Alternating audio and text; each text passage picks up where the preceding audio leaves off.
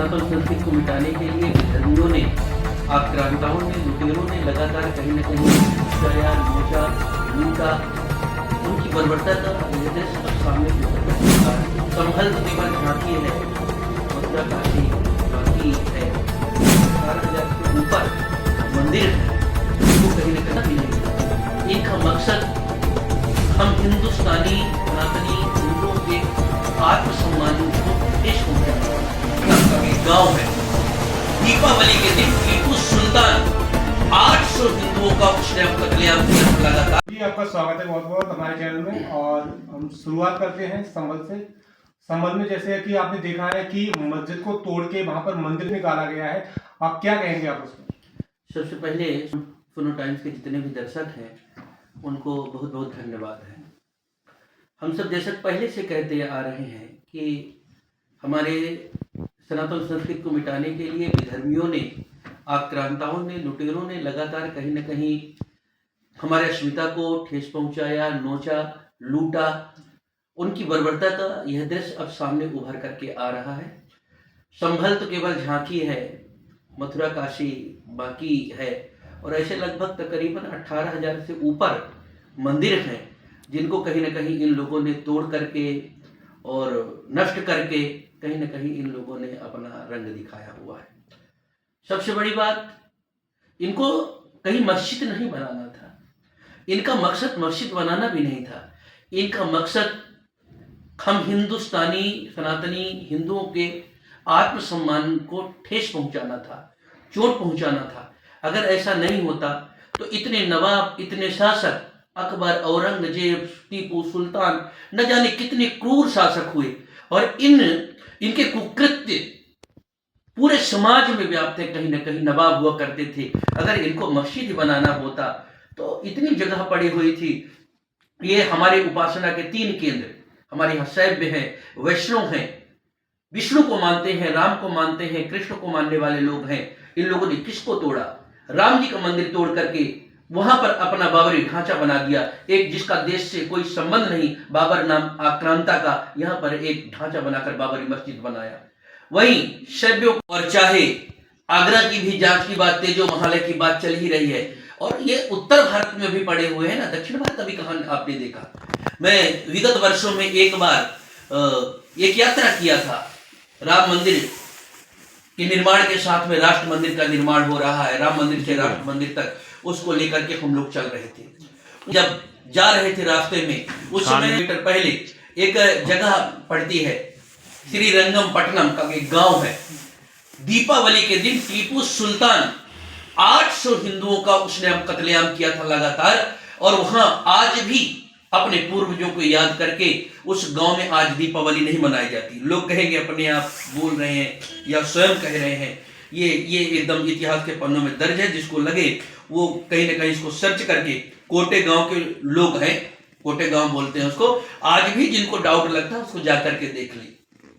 दुर्भाग्य क्या है कि हम लोग इतिहास में टीपू सुल्तान को पढ़ते रहे, अकबर महान तो पढ़ते रहे, पर महाराणा प्रताप जिसने अपनी भारत की मिट्टी के लिए रक्त तलाई, आज भी खून की नदियां बह गई, वह नहीं दिखाई पड़ा। घास की रोटी खा करके शिवाजी अपने देश के लिए लगे रहे, वो नहीं दिखे। तो हम लोगों को इन आक्रांताओं का कहीं ना कहीं इतिहास पढ़ाया गया, पर अपने वीर सेनानियों का, भगत सिंह, चंद्रशेखर आजाद कहीं ना कहीं खो गए। और ये तो केवल इनका कहीं एक चालू हुआ है। ये संभल की घटना मत समझो, ये हर जगह का है। और सबसे बड़ी दुर्भाग्य की बात है कि अभी हम लोगों को दूसरे से नहीं लड़ना पड़ता। इन लोगों ने ऐसा षड्यंत्र किया है, कूटनीति किया हुआ है कि हमारे समाज में अपने हिंदू भाइयों के रक्त में ही फूट डाल करके इन लोगों ने खून को पानी बना दिया। खून का पानी बना करके इन लोगों ने अब तक लगातार कहीं ना कहीं लड़ने के लिए हमारे ही बिरादरी के लोगों को SC ST के रूप में, कहीं यादव के रूप में, कहीं ब्राह्मण के रूप में, कहीं क्षत्रिय के रूप में अलग अलग डिवाइड राजनीति की भेंट चढ़ा करके रखा हुआ है, ताकि एक समय ऐसा है कि ये संख्या निरंतर बढ़ाते रहे और देश पर राज कर सके। यह जो कुकृत्य था इनका, मान सम्मान को कुचलना था, भारत माता के सर पर पैर रख करके इनको अपना अस्तित्व कहीं ना कहीं कायम करना था। ऐसा ही क्यों होता है कि मस्जिद के नीचे ही मंदिर मिलता है, कहीं और भी तो मंदिर मिल सकता है? ऐसा ही अब कहीं आपने देखा होगा कि अभी हमारे देश में यही ट्रेंड चल रहा है कि कहीं जहां भी मस्जिद होती है उसे तोड़ के वहां पर मंदिर तलाशने लगते हैं। ऐसा क्यों हो रहा है? अब मैं तो कहता हूं कि अगर किसी मुस्लिम भाई को लगता है, साक्ष्यों के साथ है, जैसे अभी हिंदू धर्म के लोग जो भी कोर्ट में जा रहे हैं सब साक्ष्यों के साथ जा रहे हैं। राम मंदिर पर अगर उन लोगों ने याचिका दायर किया तो राम मंदिर मिल गई, ज्ञानवापी पर किया तो गौरी श्रृंगार की आरती पूजा प्रारंभ हो गया। संभल की घटना आपके सामने अभी है। हिंदू समाज जहां भी दावा करता है वह मंदिर साबित होकर के ही मिल रहा है। उनको भी अगर तथ्यों के साथ कहीं लगता है किसी मंदिर के अंदर अगर कोई मस्जिद दबी हुई है, कि उनकी कब्रगाह कोई दबी हुई है, वो आए, हम सब मिलकर के उनका साथ देंगे और उनको न्याय मिले उसके लिए हम लोग खड़े रहेंगे। दुर्भाग्य ये नहीं है, दुर्भाग्य ये है कि अब सियासत इस तरह होने लगी है कि अब कफन पर भी, अभी मैं लखनऊ पर बैठा हूं और राजधानी है देश की, हम लोग देख रहे हैं कि कल एक किसी बच्चे की मृत्यु हो गई है, उसको संवेदना देने के बजाय उसकी लाशों पर यहाँ पर राजनीति चालू हो गई है। सुना है कि राहुल गांधी जी और प्रियंका जी आए हुए हैं, शायद कुछ थोड़ी बहुत दिया भी है उनको, और देने के बाद अब लाश लेकर के जाना चाह रहे हैं। वो इतने प्रेमी हो गए हैं कि उस बच्चे के साथ जा रहे हैं। देश में इतने लोग मर रहे हैं। वास्तव में ये नहीं है, ये लाश पर राजनीति जो कहते हैं, ये सियासत लाशों पर राजनीति करती है, ये लाश पर राजनीति हो रही है। तो जो ये भेंट चल रहा है देश कहीं ना कहीं, देखो भाई, देश में रहने वाले मुसलमानों ने आजादी के समय में यह तय कर लिया कि भारत देश मेरा देश है, नहीं तो पाकिस्तान चले जाते। अगर वो पाकिस्तान नहीं गए तो कहीं ना कहीं भारत को अपना वतन माना।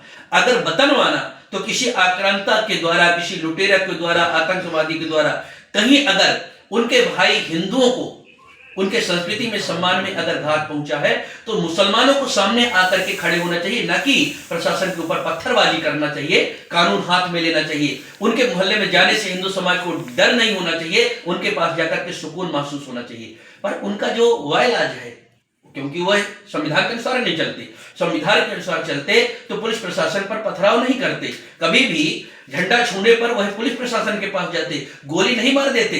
बहराइच की जो घटना थी तो वो कुरान के अनुसार चल रही है, और कुरान कहता है देश के जो यादव लोग या अन्य लोग, ईसाई लोग, क्रिश्चियन लोग, कोई भी जितने लोग हैं, इनका इतिहास ये है कि जहां पर पारसी है वहां पर ये वर्ग पारसियों से लड़ रहा है, जहां पर क्रिश्चियन है वहां क्रिश्चियन से लड़ रहा है, जहां बौद्धिस्ट है बौद्धिस्ट से लड़ रहा है, जहां हिंदू है हिंदू से लड़ रहा है, और जहां कोई नहीं है आपस में शिया सुन्नी अहमदिया न जाने किस नाम पर इकट्ठा होकर के ये पूरे समाज को खत्म करना चाहता है।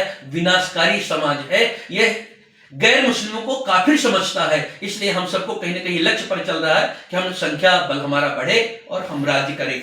एक बार देख लो, उसका उदाहरण ये है कि जहां भी मुस्लिम समाज बहुसंख्यक है, एक सीट हिंदू समाज जीत के दिखा दे तो फिर आप बता दें ये असली। जैसा कि गुरुजी आपने अभी बोला कि संविधान से देश चलेगा, तो एक आखिरी सवाल है संविधान को लेकर मैं बात करता हूँ। अभी गृह मंत्री अमित शाह जी ने एक बयान दिया था कि जितना आप अम्बेडकर करते हैं, अगर इतना आप भगवान का नाम लेते तो वो आपको स्वर्ग मिल जाएगा। ठीक है, उनका मानना है कि ये देश संविधान से यानी कि अम्बेडकर जी से नहीं चल रहा है, देश भगवान का नाम लेने से चल रहा है। आपका क्या मानना है, देश संविधान से चलेगा या फिर भगवान का नाम से? ये बहुत अच्छा प्रश्न किया, आपके दर्शकों को ये जानना चाहिए। अभी नया संसद भवन जो है उसमें मैं गया था, अभी मैंने देखा एक बड़ा प्रश्न है कि अगर प्रजा जनता गलती करती है तो उस पर दंड राजा लगाता है, तो न्यायदंड है, न्यायपालिका है या पुलिस प्रशासन है, लगाती है। पर अगर राजा गलती करता है, खुदा न करे, खुदा इसलिए कह रहा हूं कि उनको न्याय वही देगा। और ये भगवान को मानने वाले जो लोग हैं वो भगवान न करे, कभी ऐसा हो जाए कि जो तानाशाह राजतंत्र में लोग बैठे हैं और कभी उनकी कुंडली खगलना चालू हो गया और अंदर किसी की चोरी नहीं करना, किसी के साथ गलत नहीं करना, अनैतिकता का काम नहीं करना, कौन सिखाता? धर्म ही सिखाता। अगर धर्म ही नहीं रहेगा तब तो सब मिट ही जाएगा। तो अंबेडकर ने, आप देख लो कहीं पर धर्मनिरपेक्ष, पंथ निरपेक्ष शब्द संविधान के अंदर खोज करके दिखा दो, कहीं ये शब्द का उल्लेख ही नहीं है। लोगों ने अपने फायदे के लिए इस शब्द को ईजाद करके रखा हुआ। आप ही बता दो, अपने दर्शकों से पूछ लो कि जब तक कोई हिंदू धर्म भगवान को मानता है, पूजा करता है, मुस्लिम धर्म इस्लाम को मानता है, क्रिश्चियन धर्म अगर यीशु को मानता है, बौद्धिस्ट बुद्ध को मानता है, तो धर्म निरपेक्ष कैसे हो गया? कोई न कोई किसी धर्म से संबद्ध तो है ना। और जब तक कोई किसी धर्म को मान रहा है, पूर्णतः धर्मनिरपेक्ष कैसे हो सकता है? ये धर्मनिरपेक्ष की गलत व्याख्या करके समाज को जो भ्रमित कर रहे हैं, समाज को बांटना ही गलत बात है। धर्म होना ही चाहिए। तो ये सारे सवालों के जवाब बेबाकी से दिए और ऐसे ही बने रहे आप सुनो टाइम न्यूज चैनल के साथ।